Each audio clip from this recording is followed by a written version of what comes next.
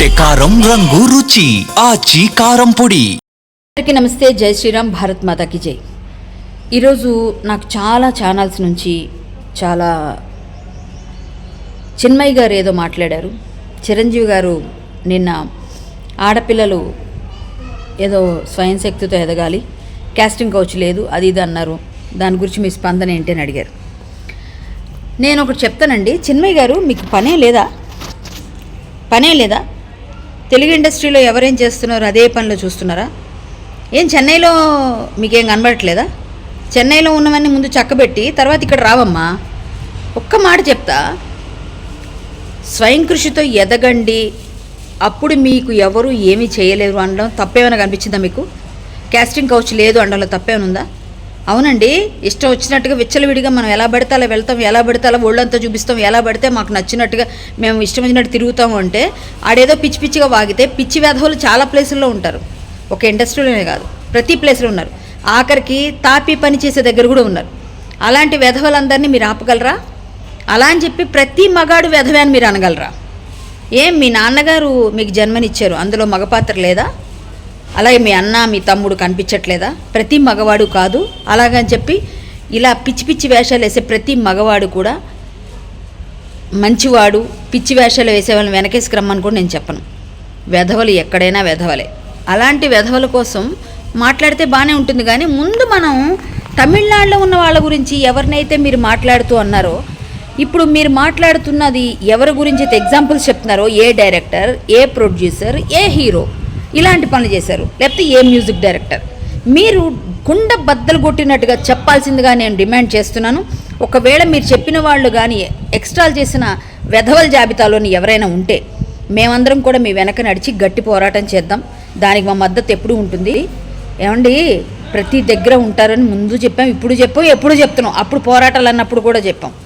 మనం తిన్నగా ఉంటే ఏ ఉండదండి. మన మీద మనకు నమ్మకం ఉండి, మన మీద మన శక్తి మీద మన నమ్మకం ఉండి గట్టిగా ఎదిగితే ప్రపంచం అంతా కూడా మనకి సెల్యూట్ చేస్తుంది. మీరు మంచి పని చేస్తున్నారు.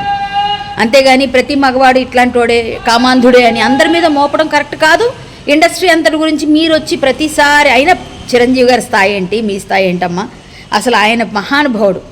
అలాంటి మహానుభావుడు ఏదో చెప్తే మనందరం సపోర్ట్ చేయాలి. కానీ అలా కాదు, ఉంది అక్కడ లేదేమో, వాళ్ళ కాలంలో లేదేమో. అప్పుడు కాలంలో మీరేమైనా వెళ్ళి చూసి వచ్చారా? అప్పుడు ఏం జరిగిందో, వాళ్ళు ఎంత కష్టపడి వచ్చారో తెలుసా?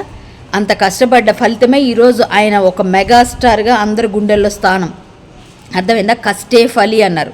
మీరు కష్టపడండి. మీరు డబ్బింగ్ బాగా చెప్తారు, పాటలు బాగా పాడతారు, కానీ ఇలాంటి మాట్లాడడం మాత్రం బాగా మాట్లాడరండి. ఎందుకని అనుకోండి, ఏదేదో చెప్తారు. మీకేదో చిరంజీవి గారు మాట్లాడితే మీరు వచ్చి మాట్లాడితే ఏమైనా అర్థం ఉందా చెప్పండి? ఆయన చెప్పడం తప్పు చెప్పారా? ఆయన అన్నదానిలో ఎక్కడైనా 1% తప్పు ఉందా? కాబట్టి మీరు ఒక పని చేయండి, మీరు ఎవరైనా ఉంటే మీరు బయట పెట్టగలిగితే బయట పెట్టండి, లేదా కూర్చోండి కామ్గా.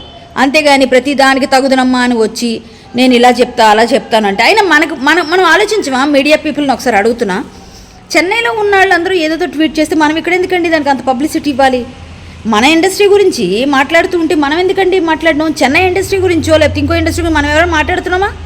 ఎందుకు ఆవిడ గురించి మనం ఎందుకు ఇంత పెద్ద హైప్లు ఇచ్చి ఆవిడ గురించి ఊరికే బయటలు తీసుకోవాల్సిన అవసరమే ఉంది మనకి? ఆవిడ పనేది ఆవిడ చేసుకుని ఆవిడకుంటే ఆవిడ బయట పెట్టమనండి. ఒకవేళ నిజంగా అన్యాయం జరిగితే సపోర్ట్ చేద్దాం. అంతేగాని ఆవిడకి ఎందుకండి మనం ఊరికే పెద్ద పీట వేసి? చిరంజీవి గారు కదా మనకు కావాల్సిన వ్యక్తి, చిరంజీవి గారు కదా మంచి మాట చెప్పే వ్యక్తి. అలాంటి మంచి పనులు చేసే వాళ్ళకి, మంచి వాళ్ళ గురించి కదా మనం మాట్లాడేది. అయినా అందరూ తప్పుడు వాళ్ళే అంటే ఏం? చిరంజీవి గారి ఇంట్లో ఈరోజు వాళ్ళ కూతురు ఎదిగిన విధానం చూసి ఆయన చెప్పారు.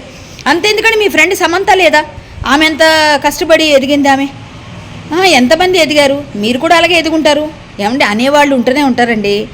మనం తప్పించుకొని వెళ్ళాలి, లేకపోతే వాడి జోలికి మనం పోకూడదు. అక్కడ బురద ఉందని చెప్పిన తర్వాత బురదలో కాలు ఎందుకు వేయడం? తప్పించుకొని కడుక్కొని మనం వెళ్ళిపోవాలి. అంతేగాని బురదలోకి వెళ్తే కాలు కడుక్కోవాల్సి వస్తుంది. బురదను తప్పించుకొని వెళ్ళిపోవాలి. అది తెలిసి కూడా మీకుంటే డైరెక్ట్ పబ్లిసిటీ చేయండి బయటికి, మేమందరం సపోర్ట్ చేస్తాం. లేకపోతే ఇంకొకసారి ఇట్లాంటి పిచ్చి పిచ్చి కామెంట్లు అన్నిట్లో తగుదనమ్మా అని మొన్న ఒకదానికి ఇప్పుడు దానికి రాకండి. ఊరికే మీరు మీ చెన్నైలో చూసుకోండి. మాకు అవసరం లేదు ఇక్కడ ఇవన్నీ చేయడానికి. మా వాళ్ళందరూ పెద్ద దిక్కులు, మాకు చిరంజీవి గారు లాంటి వాళ్ళందరి దగ్గరికి ఏదైనా వస్తే మేము తీసుకెళ్తాం. సరేనా? మా పెద్ద దిక్కులు మాకున్నారమ్మా. నమస్కారం. జై శ్రీరామ్.